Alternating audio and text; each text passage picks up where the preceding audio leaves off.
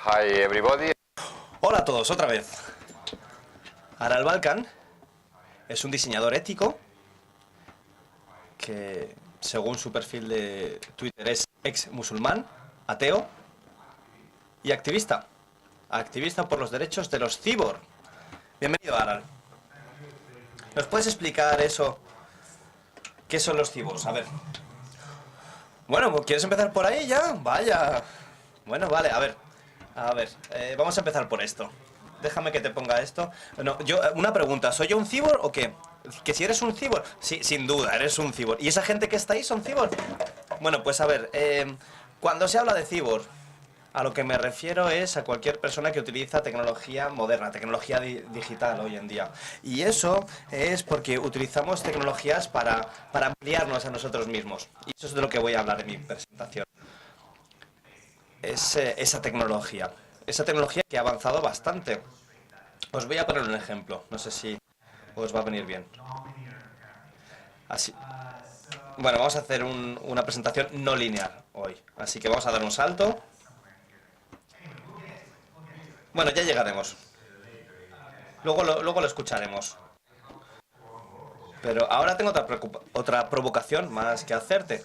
A ver, esto no es una cosa descriptiva, que quede claro, esto no es prescriptivo, no quiere decir que la gente tendría que ser un cibor. Lo que digo es que al utilizar la tecnología moderna de hoy en día, estáis siendo cibos, porque os estáis ampliando mediante la tecnología, estáis llegando más lejos gracias a ella, y eso lo explicaré después. Y por eso digo que sois cibos. Y eso es muy interesante, porque si entendemos que nos ampliamos mediante la tecnología, podemos empezar a proteger los derechos de la persona, incluyendo esas tecnologías dentro de esos derechos. Y después ya entraré en los detalles. Sí, sí, claro. Y tengo una provocación más, porque nosotros, como seres humanos, no somos simplemente carne, hueso y piel y pensamiento, somos mucho más. Hay gente y hay empresas que están copiando nuestros datos y están preparándose para suplantar nuestras identidades. Y eso es bastante amenazador. A mí me da miedo. Así que a mí me interesa mucho tu presentación. Así que puedes empezar cuando quieras. Bueno, estupendo. Primero voy a presentar todo esto porque precisamente se trata de eso, exactamente. La razón por la que estoy aquí hoy es porque hace 7 años mi hijo trajo un ordenador que era así, que tenía un programa, un manual de programación, y se podía escribir unas pocas líneas de código y hacer estrellas. Si escribes más líneas, puedes crear con esas estrellas, con esos puntos, una nave espacial. Y con más líneas de código puedes hacer que esa nave espacial vuele en un universo que había creado previamente. Y eso es algo realmente mágico, poder hacer eso. Lo que pasa es que cuando tienes 7 años y te puedes crear tu propio universo, te da la sensación de que puedes hacer cualquier cosa, pero hay una cosa que este ordenador no podía hacer. Lo que no podía hacer era ver todo lo que yo estaba haciendo.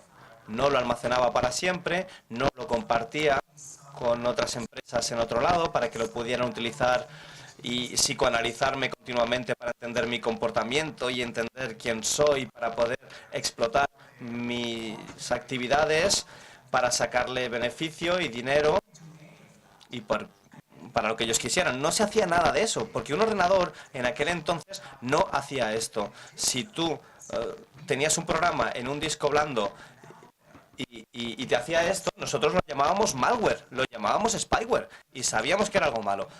Ahora, hoy en día le llamamos el modelo empresarial de la siguiente unicornio empresarial de la siguiente empresa mágica de Silicon Valley.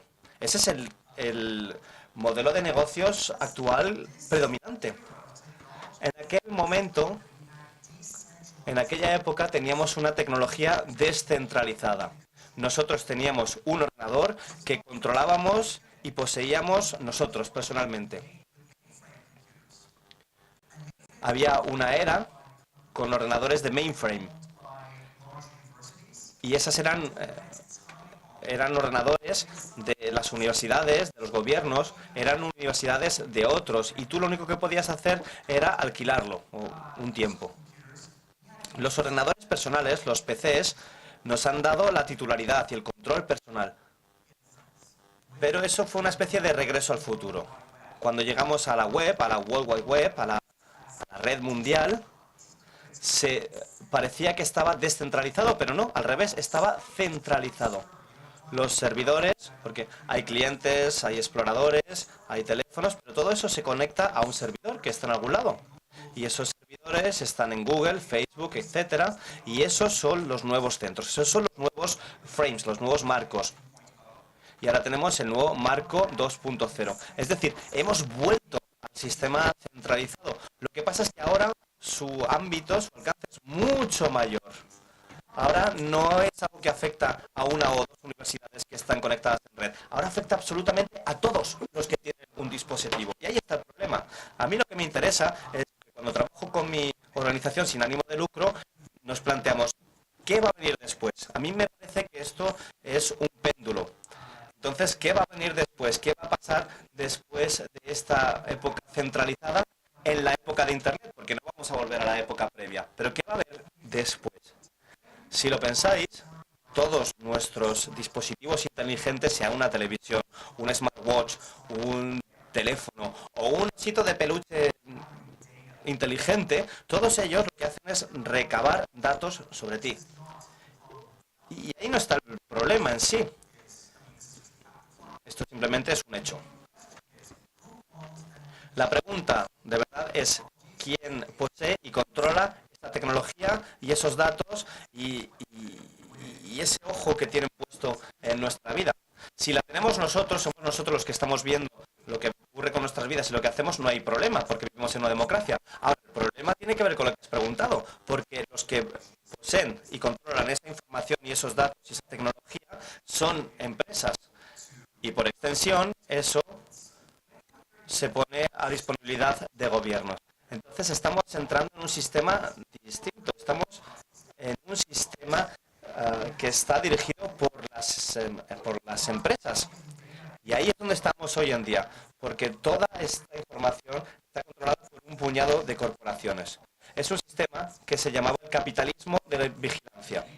En la película de Matrix, la gente vive en un mundo virtual y se les está cultivando, sus cuerpos se cultivan en un mundo real y tangible. Nosotros vivimos en una especie de Matrix invertida.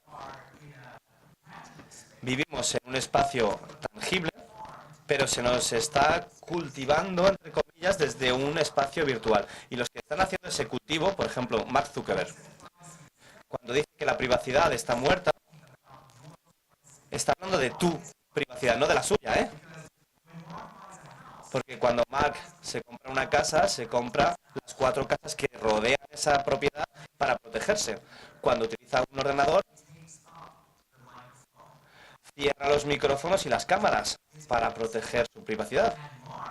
Y Mark, esta misma persona, tiene a 16 personas que están trabajando en este momento en Facebook para leerte la mente, literalmente leerte la mente. Y tiene a otras personas que están colocando dispositivos en tu casa con cámaras que hacen un reconocimiento facial y que te escuchan todo lo que dices. Entonces, cuando él dice la privacidad está muerta, está hablando de la tuya. Tu privacidad está muerta. Y tenemos que ver cuáles son las razones sociales detrás de todo esto. Mark Zuckerberg es un hombre muy especial. Hombre, y digo bien hombre. Él es uno de 5 hombres muy especiales, según Oxfam, una organización que combate la pobreza en el Reino Unido, 5 personas que tienen la misma riqueza, el mismo dinero que la mitad de la población más pobre del planeta. Tienen el mismo dinero que 3.500 millones de personas en este planeta. Y estos 5 son hombres, no hay ninguna mujer. Si fuerais uno de estos 5 hombres especiales, ¿qué haríais? Pues tal vez crearíais unos muros bien gordos a vuestro alrededor y seguramente queráis ver qué es lo que están haciendo todos los demás. Todos esos que están ahí afuera y que no tienen mucho y que probablemente quieren un pedacito de lo que tú sí tienes. Entonces, lo que podemos hacer es vigilar desde el espacio virtual. Y aquí es donde las dos cosas se juntan, el sistema social y el tecnológico. Ese es exactamente el modelo de negocio de estas empresas, de estos 5 nombres. Estamos hablando de Bill Gates, de Microsoft, Mark Zuckerberg, de Facebook, Larry Ellison, de Oracle, Jeff Bezos, de Amazon, y Michael Bloomberg, de Bloomberg. Estamos hablando de 5 personas que tienen 5 empresas que tienen el mismo modelo de negocios. Y así funciona el capitalismo, porque el modelo de negocios es que tiene dos audiencias. Por un lado están los usuarios, dos públicos, los usuarios y los clientes. Son públicos separados. Y Facebook consigue dinero haciendo un seguimiento y observando lo que hacen todos los usuarios y recaba información sobre ellos, crea perfiles con esta información que después vende a sus clientes o alquila a sus clientes. Es decir, están cultivando un grupo y lo que ordeñan de ese grupo se lo pasan al otro. Entonces, ¿qué es lo que se está cultivando si no somos nosotros su producto? Ese es el modelo de negocio y le podríamos llamar cultivo de personas. Y es lo que se está haciendo en Silicon Valley. Lo hace Google, Snapchat, Facebook. Piensa en la startup que más te guste. Cualquier startup se les llama en Silicon Valley. Todos esos sistemas que utilizamos todos, cuando mejoran sus productos, cuando Facebook hace una mejora, es como los masajes que se les hace a la ternera, a las vacas de carne de Kobe. No es para que la vaca, el Kobe, esté más feliz, sino para que el producto sea mejor. Es decir, cuando mejoran el producto no es para nosotros, es para el resultado que obtiene de nosotros. Nosotros somos la vaca que se ordeña. Y esto no es un error, no es que estén haciendo un error detrás de otro. Esto es algo sistémico. Cuando empezó Facebook en Harvard, en una residencia de Harvard, era una startup. Y las startups necesitan dinero. ¿Y de dónde lo sacan? De los capitalistas de riesgo. Así que Mark se fue a buscar estos capitalistas de riesgo y dijo, tengo una granja de personas y este es un modelo de negocio que conocéis y que puede aumentar muy rápidamente. Entonces, si se me da bien, dentro de unos años vamos a tener a 200, 300 millones de personas usando Facebook. ¿Cuánto dinero me darías hoy por eso que vamos a vender dentro de 5 años? Hay que entender que el capital de riesgo funciona así. Los capitalistas de riesgo no invierten en un negocio sostenible, invierten en el resultado de ese negocio. Entonces los capitalistas de riesgo dijeron, vale, confío en ti, Mark, te voy a dar 5 millones. Si tú tienes éxito voy a ganar muchísimo dinero. Y así es como ocurrió, así es como funciona. Y eso ha producido un mundo en el que una sola empresa, Google, puede hacer un seguimiento de todo lo que has hecho por todo Internet. A medida que vas navegando, sabe todo lo que estás haciendo. Cada vez que utilizas Google Analytics, cada vez que abres un vídeo de Google, cada vez que pones el logo de Google Plus en una página web, Google te puede hacer un seguimiento. Está produciendo un mundo en el que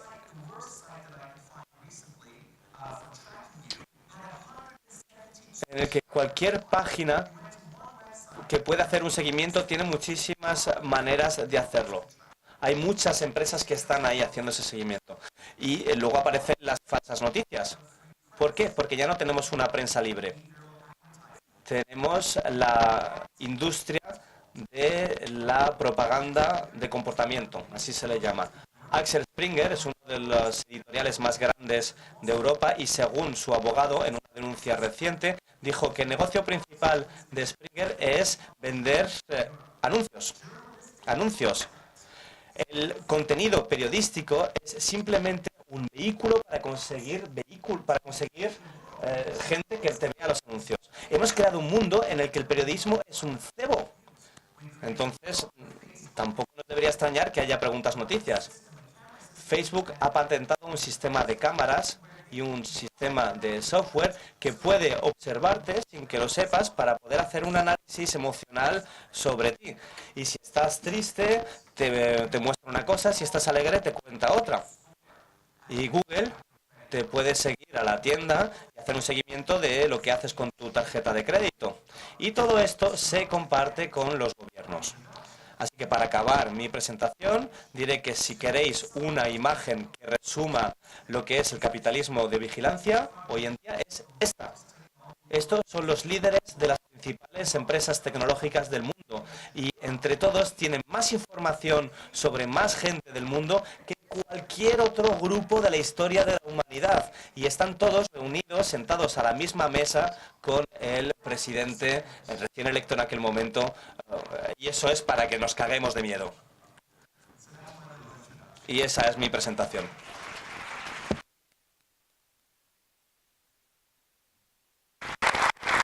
It's really scaring if I... Sí que da miedo, ¿eh? Si te he entendido bien, creo que sí que me has entendido bien. Viene una nueva esclavitud con unos pocos dueños y nosotros somos los esclavos. Sí, eso es. La esclavitud era el sistema económico que tuvimos cuando se poseían los cuerpos físicamente de las personas. Si tú posees todo lo demás de una persona que lo convierte en sí mismo, aparte de su cuerpo biológico, es el modelo que tenemos ahora mismo, el modelo de Silicon Valley. Ese es el modelo de los que para muchos son héroes, los que idolatran a Mark Zuckerberg. Ellos son los nuevos esclavistas. Eso es la nueva esclavitud, es un proceso que está ocurriendo. ¿Podrías mostrarnos más ejemplos de esto? Claro, sí. A ver, ¿qué tengo aquí? Tengo un par de ejemplos que puedo enseñar. Sí, a ver, vamos a ver cómo se nos hace un seguimiento. ¿Cómo nos siguen? Bueno, pues cuando vas andando por la ciudad, tienes tu teléfono encima y tienes el wifi y el Bluetooth abierto y te van siguiendo. La mejor legislación que tenemos, que es la ley de privacidad digital, dice que si se te está siguiendo te lo tienen que estar diciendo con un simbolito. Y esto ni siquiera se ha aprobado, todavía no es una ley. Entonces, si quieres que no te sigan, lo que tienes que hacer es apagar el teléfono. Y eso no se puede aceptar. Afortunadamente, el Parlamento Europeo tiene un grupo que ha dicho que esto es inaceptable. Ahora bien, en Europa están ocurriendo muchos cambios. Muchos de ellos son muy positivos. La ley de privacidad es muy positiva. Y espero que avance. El reconocimiento facial. Hace poco estaba en Twitter y vi esto. Alguien había tuiteado esta foto. Esto es un menú electrónico. En Noruega, en el restaurante Pepe's Pizza. Y si os fijáis, pone hombre, adulto, tiempo de atención y le da 0 de 1,5. Si la persona sonríe, si lleva gafas, todo este menú, toda esta información la recoge. Mientras tú estás mirando al menú, tú miras el menú y el menú te mira a ti. Sabes si eres hombre, mujer, cuánto tiempo estás mirando, qué es lo que estás haciendo. Sorprendente, ¿eh? A mí me encanta la primera fila, ¿eh? Cómo reaccionan, vaya caras. ¿Y sabéis lo que han hecho en Ámsterdam? Pues mira, en Ámsterdam han cogido todas las matrículas, toda la información de las matrículas de los coches que circulan por la ciudad y se lo han dado a Google. Se lo han dado. Es que ni lo han vendido siquiera. Se lo han dado, ni siquiera están ganando dinero. ¿Pero por qué? Pues porque Google le ha dicho, si nos das toda esta información, en tiempo real te podemos decir cuándo hay plazas libres de aparcamiento. Y llevaron a gente de Ámsterdam a Malmö, a Suecia, para que vieran lo que es una ciudad inteligente y ahí la gente está diciendo, ¿sabes lo que están haciendo en Ámsterdam? Están haciendo esto. Y al final, la ciudad de Ámsterdam, el ayuntamiento dice, sí, hemos hecho esto con Google y es la leche, es estupendo y nos encanta. Y yo dije, esto es una mierda. Y a los holandeses les encanta, sin embargo. Pero, en serio, ¿qué estamos haciendo? ¿De qué va todo esto? Estamos privatizando de facto a nuestros ciudadanos. Porque ni siquiera les percibimos como ciudadanos, sino como consumidores de un mercado. Y tenemos que trascender eso, tenemos que ir más allá. La encriptación homomórfica es una forma de hacer esto. Yo vivo en Malmö, por ejemplo, Y en Malmo tenemos las bicis de alquiler. ¿Tenéis de esas bicis aquí? Bueno, pues nosotros tenemos eso allí también. Están por todos lados. Y tú pagas una cantidad pequeña cada año y puedes coger cualquiera de esas bicis. Y dije, ¡hala, cómo mola esto! Pues si esto es guay, a mí me gusta vivir en una ciudad así, coges una bici, pues te puedes ir de aquí para allá, hasta que te lees los términos y condiciones. Yo dije, bueno, lo está haciendo el Ayuntamiento de Malmo, ¿no? Pues no, porque si tú te apuntas, quiere decir que estás contrayendo un contrato vinculante con Clear Channel. ¿Sabes lo que es Clear Channel? Clear Channel es una empresa de publicidad, pero las bicis no son de ellos. Entonces, ¿de dónde sacan el dinero? ¿Cuál es su modelo de negocio? Pues te van siguiendo, saben dónde vas y están recabando toda esa información y haciéndote un perfil. Y añaden toda esa información que tienes sobre ti. Todo eso lo saben. Y si crees que esto es malo, pues mira lo que pasa en Italia. Porque en Italia han vendido todos el historial médico de 61 millones de ciudadanos. Se lo han vendido a IBM. Llega IBM y dice, bueno, que queremos hacer el bien, queremos ayudaros con vuestros temas médicos, queremos invertir 50 millones de dólares en Italia. Y Italia dijo, pues toma, para ti, todo el historial médico de todos los que tenemos, todo lo que habías deseado lo tienes aquí. Y IBM tiene a Watson, ¿lo conocéis? Su inteligencia artificial se llama Watson. Meteos en internet y buscar Watson de IBM. Y mirad por qué se llama Watson. Mirad lo que había en 1930-1940. Y mirad de dónde consiguió ese Watson una medalla. De los nazis. Os lo voy a spoilear, ya os he arruinado el final. Esto es Watson 2.0, que tiene toda la información médica. Y viene inspirado por lo que tenían los nazis. Pues sí que Gran Hermano está hambriento por nuestros datos. Porque es tan importante los datos. Bueno, piénsalo, después llegamos ahí, porque, a ver, estamos hablando de ciudades inteligentes, porque esto está entrando en nuestras ciudades. Preguntaos, ¿quién se está haciendo más inteligente? ¿Quién sabe más sobre quién? ¿Nosotros nos estamos haciendo más inteligentes y sabiendo más sobre nosotros mismos? Sería estupendo, porque las ciudades se convierten en hogares. Pero si son las corporaciones las que saben más de nosotros y los gobiernos los que saben más de nosotros, estamos empezando a construir prisiones en vez de ciudades. Una prisión muy específica. En una prisión como esta. Tendría este aspecto. Sería una prisión con una torre central en la que si hay guardas pueden ver a todos los prisioneros, pero los prisioneros ni siquiera pueden ver si hay guardias. Entonces siempre se te está vigilando. Y eso petrifica a la sociedad, porque si crees que te están observando vas a cambiar tu forma de actuar. Y eso no es como funciona una democracia. Los que estén trabajando con los proyectos de ciudad inteligente tienen que pensar en una cosa para solucionar una cosa, que no es algo muy filosófico. Es una regla de guardería. No cojas caramelos de desconocidos. En serio, que quede clarito. Nunca cojas caramelos de Silicon Valley. Ya está, y con eso lo solucionamos todo.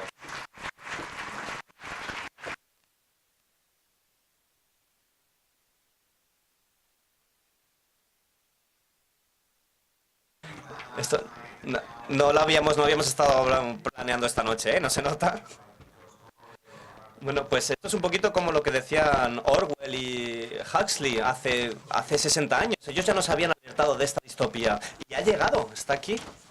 Eso es, no es que estemos andando como sonámbulos hacia algo que no sabíamos, ¿no? Estamos yendo hacia un sitio que sabemos. Entonces, la pregunta es, ¿cómo podemos emprender un camino mejor? Hemos hablado de Orwell y de Huxley, que vivían en una época muy distinta. A Orwell le preocupaba mucho el comunismo y los efectos que una sociedad comunista podría crear en lo que él consideraba... Bueno, los aspectos autocráticos le interesaban mucho. Y la visión de Huxley se parece más a lo que tenemos hoy. No es un gran hermano, sino que tenemos muchos hermanos que nos están observando. Y como le sacamos mucho provecho, nos da muchas cosas, somos consumidores, nos percibimos como consumidores y estamos contentos con ese sistema, lo aceptamos. Pero ¿qué son los datos? ¿Qué son los datos? esta palabra es como si fuera el petróleo. Sí, parece que es petróleo, ¿a que sí? Y eso da asco. Si lo piensas, da asco. Porque, mira, si hablamos de datos, estamos hablando de datos sobre piedras o datos sobre personas, porque es muy distinto. Utilizamos la palabra datos como una palabra genérica y se están haciendo políticas basadas en esto. Pero hay cosas que yo le puedo hacer a una persona que no le puedo hacer a una piedra. Yo no le puedo quitar la libertad a una piedra. Yo no puedo dañar física o emocionalmente a una piedra. No le puedo quitar su vida. No puedo hacer estas cosas a una piedra, pero sí a una persona. Entonces, si hablamos de forma general y creamos política y legislación genérica sobre datos, uno de estos va a salir perdiendo y no va a ser la piedra, vamos a ser nosotros. Entonces tenemos que entender bien cuál es la diferencia. Si estamos hablando de gente, ¿de qué estamos hablando realmente? ¿Qué implica esto? Te voy a poner el ejemplo de una estatua. Una estatua pequeñita, una estatuilla. Tenemos una estatuilla pequeñita y tengo mucha información sobre esa estatua. Puedo coger una impresora 3D y puedo crear una réplica de esa estatua. Ahora, pensad una cosa, ¿qué puedo hacer si tengo suficientes datos sobre ti? Y te voy a dar una pista. No quiero imprimirte con una impresora 3D.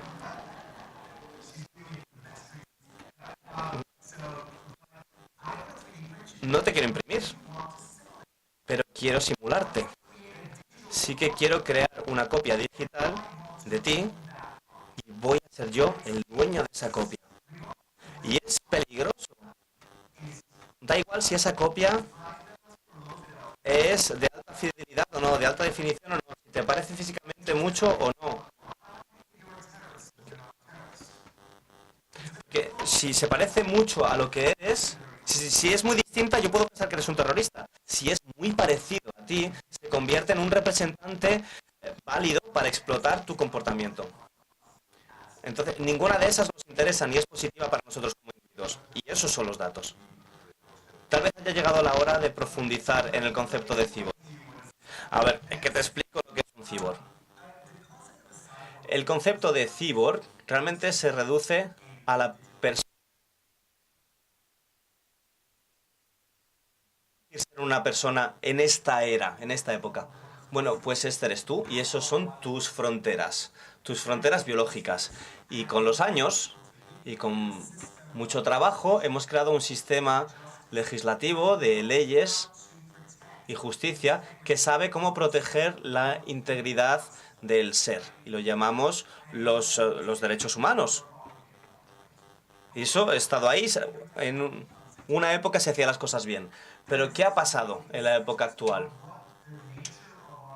Pues esto tiene que ver con la naturaleza de nuestra relación con la tecnología. Si yo tengo una idea, se me ocurre algo, y quiero poner esa ocurrencia, esa idea, en mi teléfono en lugar de y me la saco de la cabeza, tengo una conversación y me pongo a hablar con el teléfono, como hago con Siri. Le digo al teléfono, oye, teléfono, escríbeme esto. Y el teléfono me dice, pues sí, te lo escribo. Si esa es la relación, vigilar es lo mismo que siempre ha sido. Vigilar es pues lo de siempre, lo que era antes. Pero si las cosas no son así, ¿qué pasa? ¿Qué pasa si yo pienso algo, no quiero mantenerlo solamente en mi cabeza y quiero ponerlo en mi teléfono? Lo que hago es que amplío mi mente y por lo tanto me estoy ampliando a mí mismo utilizando ese teléfono. Si consideramos que nuestra relación con la tecnología es esta, entonces es lógico que ampliemos la frontera de la persona para que incluya también la tecnología que utilizamos. Y en ese caso, la vigilancia sería una cosa completamente distinta. La vigilancia sería un abuso de la persona y tenemos ya un sistema legislativo y de justicia que sabe cómo ocuparse de ese tipo de injusticias hacia la persona. Entonces, no nos hace falta más datos digitales, más derechos digitales ni derechos de los datos. Porque los datos no tienen derechos, los derechos los tienen las personas y lo que tenemos que hacer es aplicar los derechos de las personas para que cubren también eso. Y tenemos que entender que somos cyborgs, es decir, que la relación que tenemos con la tecnología es la misma que tienen los cyborgs con sus órganos. No hace falta que nos implanten nada, ya lo tenemos ahí.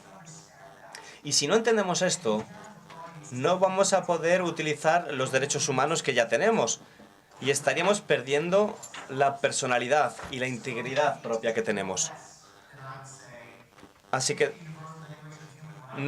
tendríamos que coger la Declaración Universal de Derechos Humanos, hackearla y ampliarla para que sea la Declaración Universal de Derechos Cyborg. De hecho, hemos empezado un proyecto así.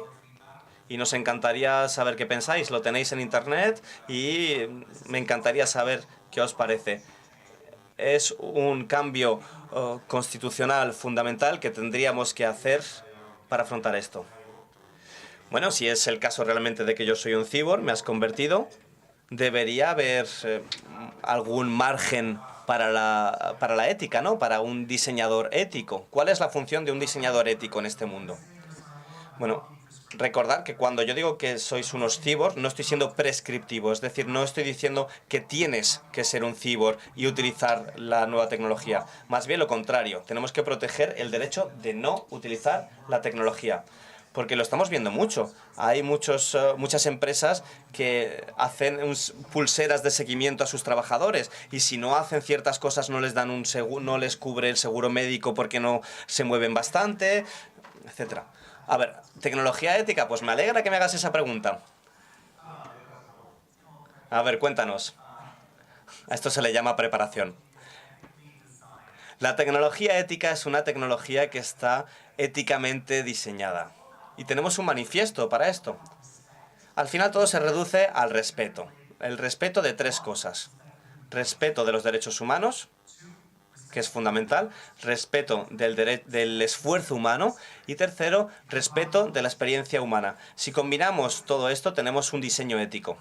¿Qué quiere decir todo esto? Respeto de los derechos humanos. Si creo una tecnología que respeta los derechos humanos, esa tecnología estará descentralizada. La gente va a poseer la tecnología, el hardware, los algoritmos y el software. Lo van a tener ellos, va a ser su propiedad. El sistema no va a intentar aprender de ti, el sistema no va a saber nada. Todo va a ser gratis y abierto. Esto es parte de los que en inglés se llama común, los territorios comunes, que es la propiedad común. Es algo que todo el mundo puede utilizar. Y nadie puede llegar y acapararlo todo y decir que va a ganar un montón de dinero. No, esto es gratuito y abierto. Interoperativo, lo podemos... No estamos hablando de que sea el gobierno quien ofrezca el servicio en vez de las empresas. Debería hacerse de una forma múltiple y que se haga más intercambio. Si nos quedamos ahí, no ganamos la guerra. Porque nadie va a utilizar lo que estamos haciendo. Hemos tenido estructuras gratis y abiertas durante 30 años. ¿Quién está utilizando un sistema operativo abierto en el ordenador? Tú, nada más. Y seguro que te gusta un montón, pero los demás no. ¿Quién instala un sistema operativo? Pues nadie. Tú te compras un teléfono y ya lo tiene. Y ahí es donde viene el esfuerzo. Si respetamos el esfuerzo, las cosas son prácticas. Si respetamos la experiencia humana, tendremos en cuenta la dimensión de la belleza y lo que nos inspira.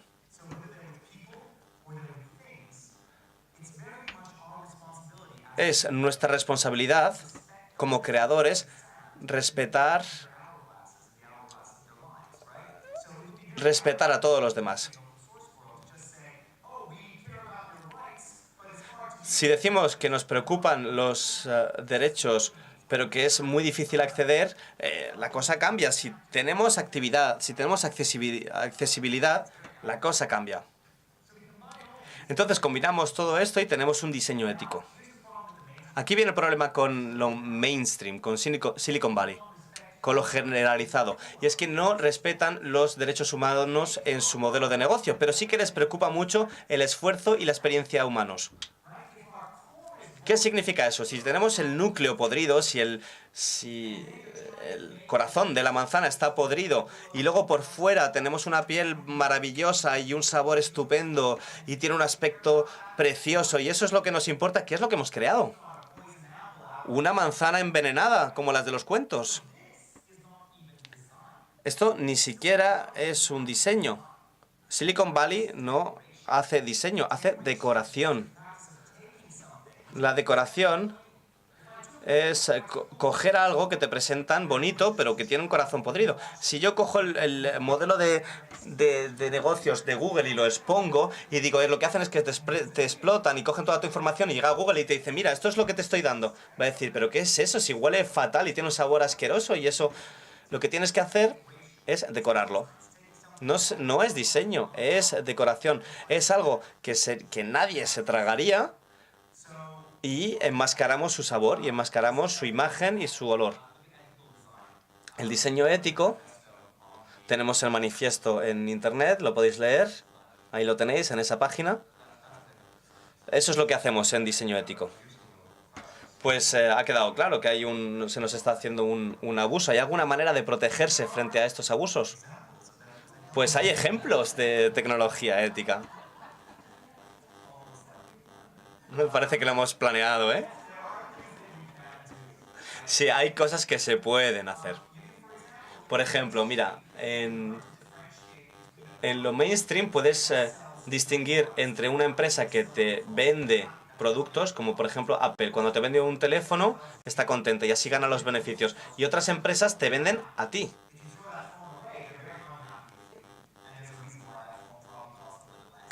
Los teléfonos de Google cuestan menos, seguramente, porque no ganan dinero cuando tú compras el teléfono, sino cuando lo empiezas a usar y meter información. Entonces, hay que distinguir las empresas que venden productos y las empresas que venden personas. Y podemos buscar alternativas que sean completamente libres y abiertas. Hay empresas como, por ejemplo, Purism, que tenemos ahí, que nos facilitan todo eso y que dan más poder. Podemos utilizar sistemas existentes como Twitter, que cultiva personas, o Mastodon. Mastodon salió hace unos meses y lo que hace es que te permite tener tu propio Twitter. No una cuenta de Twitter, sino todo Twitter es tuyo. Y lo puedes utilizar para ti mismo, o lo puedes tener para una comunidad, un vecindario, o un club del barrio, o un grupo de voluntarios. Y ahí creas tus propias reglas, decides qué se puede decir y qué no se puede decir.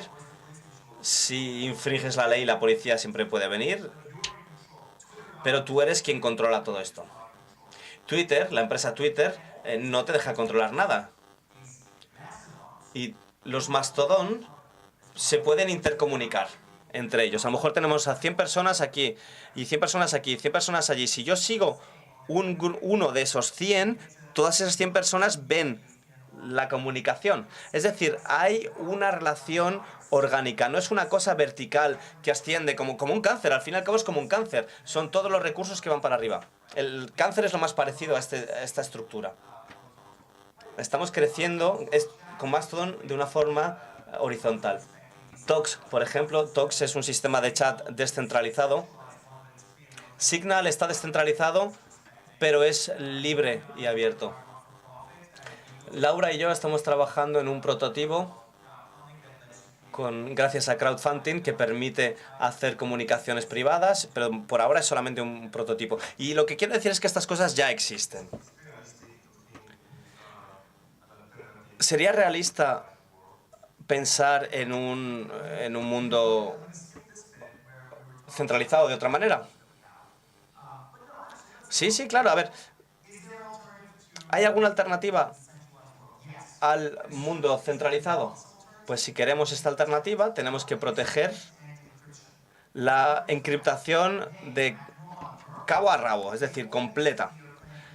Merkel, Macron, toda esta gente dicen que la encriptación de extremo a extremo es horrible, porque lo que tenemos que hacer es escuchar a todo el mundo cuando se comuniquen entre sí, porque si no los que ganan son los terroristas. Pues eso no es cierto, porque si estás buscando una aguja en un pajar, lo que no necesitas es que te metan más paja, porque va a ser todavía más difícil.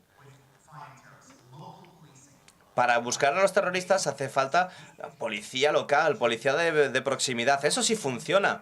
No hacer que todo el mundo... No quitarle la seguridad a todo el mundo para que el gobierno pueda controlar lo que dicen todos.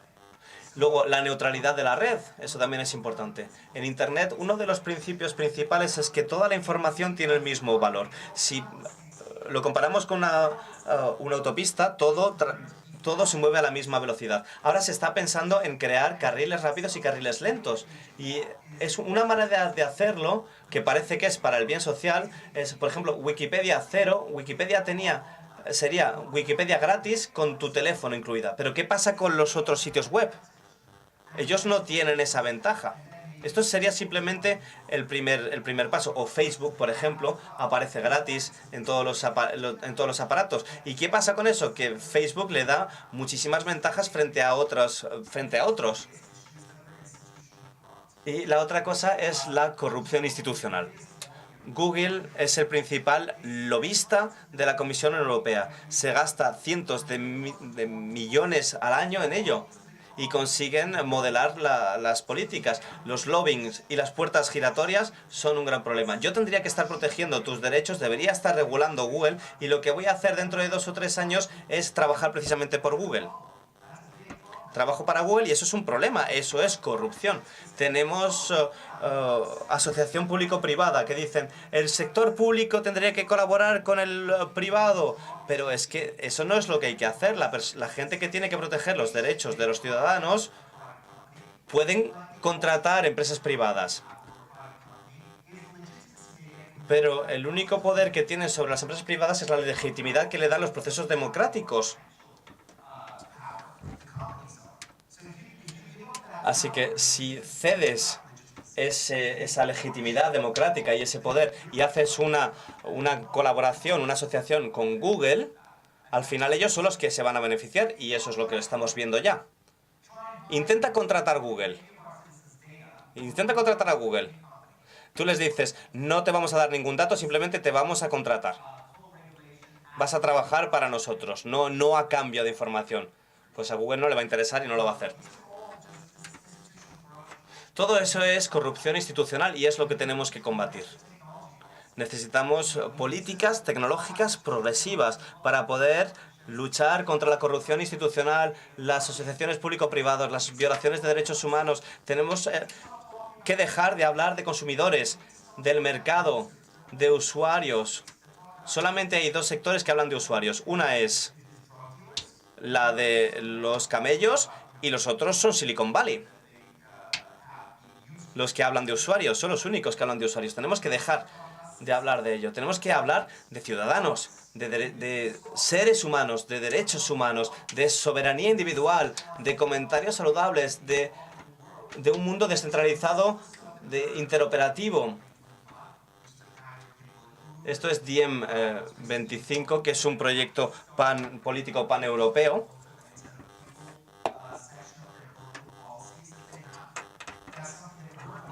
Y esto es algo que vamos a estar viendo en el instituto para intentar crear un Internet para las personas o de las personas. No sé si tenemos tiempo para seguir hablando de esto. ¿Tenemos 10 minutos? A ver. ¿Queréis que os enseñe o que os diga lo que pienso? ¿Cómo sería un Internet alternativo? ¿Cómo yo creo que sería el Internet de la gente? Mira, pues esto es en lo que estamos trabajando. Imagínate un Internet en el que todas las personas tienen el mismo sitio y tiene su propio sitio. Y ese sitio puede ser público o privado, pero privado de verdad y solamente pueden acceder ellos a la información. Y esa información privada se sincroniza con todos sus objetos inteligentes. ¿Os acordáis de los objetos inteligentes que estaban interconectados y conectados a Google y Facebook? Y si esas cosas estuvieran conectadas con tu sitio y tú fueras el único que los conoce y los controla, ¿qué pasaría? ¿Y qué pasaría si se te ofrecieran servicios y no se ve lo que se está haciendo?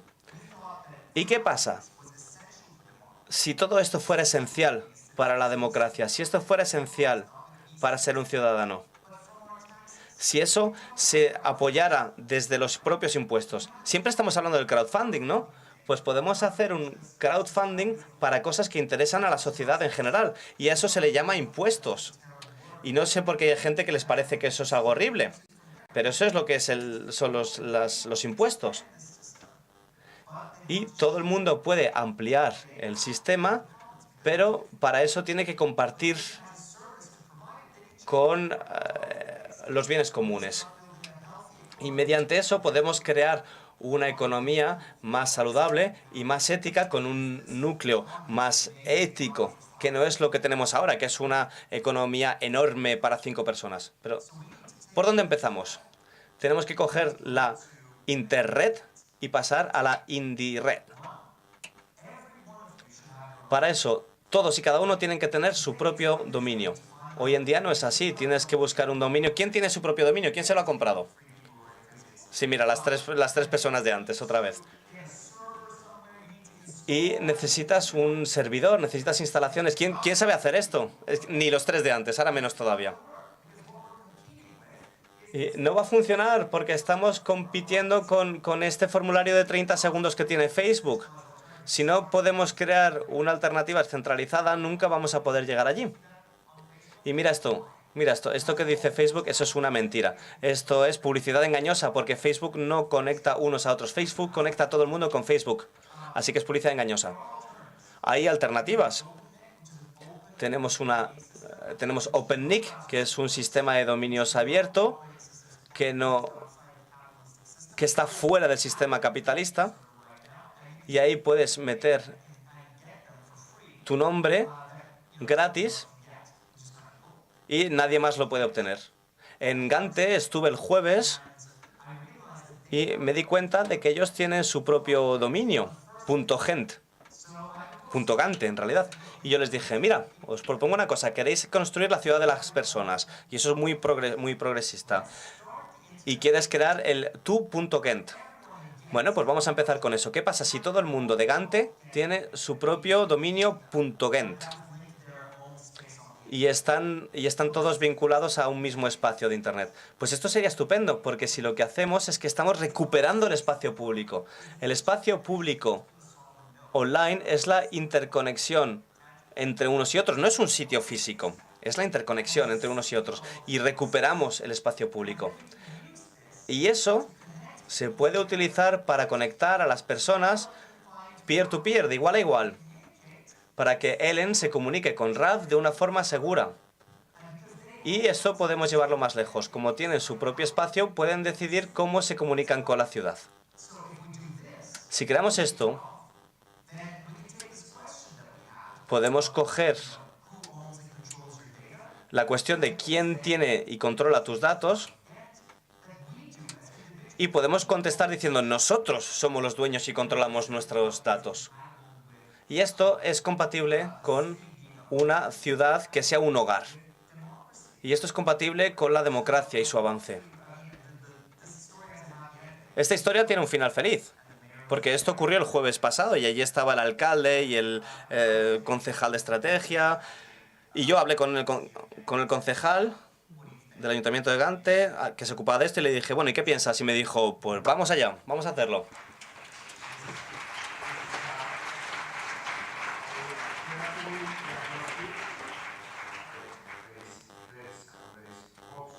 Bueno, pues hay esperanza en ese diagnóstico, pero he visto muchas caras de miedo entre el público. No sé si alguno de ellos quiere o necesita hacer alguna pregunta. Tenemos 3 minutitos nada más, pero podéis hacer preguntas si las tenéis, 1 o 2.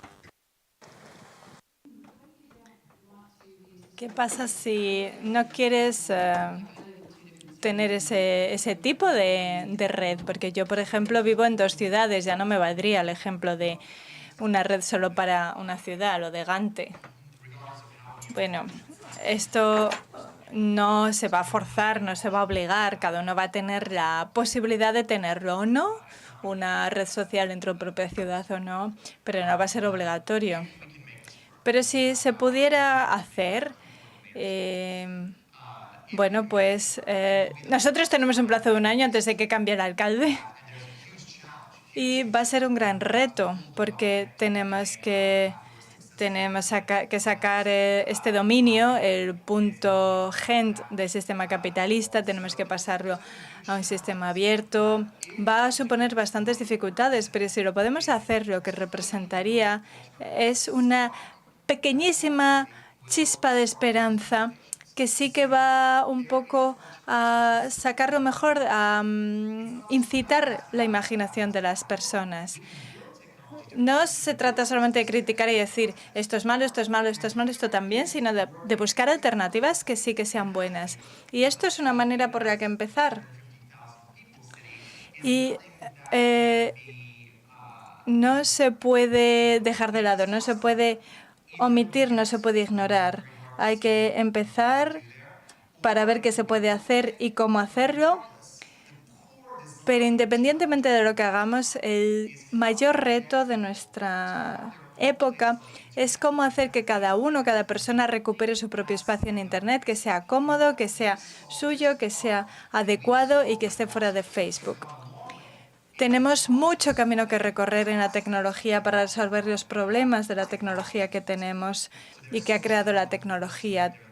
Existen elementos legislativos, jurídicos, sociales que resolver, pero desde el punto de vista tecnológico hay que hacer muchísimo. No estamos hablando ahora de proyectos de mucha envergadura o ambiciosísimos, sino de pequeñas chispas de esperanza y pequeños cambios. Go on. Hi, thanks for the keynote. Muchas gracias. ¿Qué piensas de blockchain como tecnología democrática o método democrático? Pues muy buena pregunta. Pues mira, que le den a blockchain. Y te digo por qué. Blockchain es de lo que hablamos cuando hablamos de alternativas, pero pregúntate por qué siempre se menciona blockchain. Cuando hablamos de descentralización, de lo único que hablamos en los congresos es de blockchain, pero blockchain es un sueño húmedo libertario. Es una base de datos que descentraliza un aspecto solo, que es la confianza en la toma de decisiones. Es como un asiento contable en el cual decimos, bueno, pues mira, esto se puede hacer así y esto no, y es el 50%. Pero es lo único que descentraliza. Está bien si, por ejemplo, quieres tener un contrato en el cual sabes que las partes no confían y entonces se puede utilizar para transacciones financieras y por eso tenemos las criptodivisas. Pero si vemos los proyectos web de blockchain y quién los financia, todos están financiados con capital de riesgo y hemos dicho que los capitalistas de riesgo no son nuestros amigos. Todos tienen ofertas de divisas iniciales, pero para crear una criptodivisa que absolutamente está totalmente devaluada, para eso ellos consiguen mucho dinero. A base de ellos consiguen mucho dinero. Así que en realidad no es nada descentralizado. Está todo en un único archivo que se puede copiar en muchos sitios.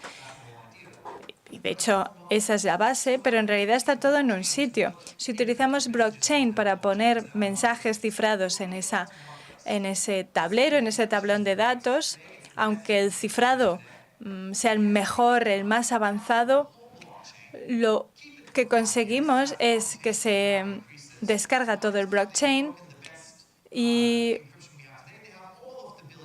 tienen todos los miles de millones de mensajes que se está intercambiando la gente, incluso aunque lo cifremos con lo más avanzado que existe ahora, en cierto momento quien quiera acceder a esos datos los va a tener, los va a descargar y los va a obtener. Y de esa manera se podría espiar a esos 1.000 millones de personas porque está todo en ese archivo. Si está realmente esparcido entre 1.000 millones de sitios y cada persona tiene sus datos, una entidad que quisiera supervisar o vigilar a esas personas tendría que empezar por recabar información de 1.000 millones de ubicaciones diferentes. No se encontraría todo guardadito y perfectamente colocadito en un archivo. Entonces, no creo realmente que tengáis que dedicar ni un minuto más a blockchain. Hay otras muchas cosas que sí que funcionan y no blockchain. Pues lo siento mucho por impediros que vayáis ya a comer, que seguro que tenéis hambre. Yo, por mi parte, te doy las gracias por abrirnos los ojos y animarnos a que dejemos de ser esclavos digitales.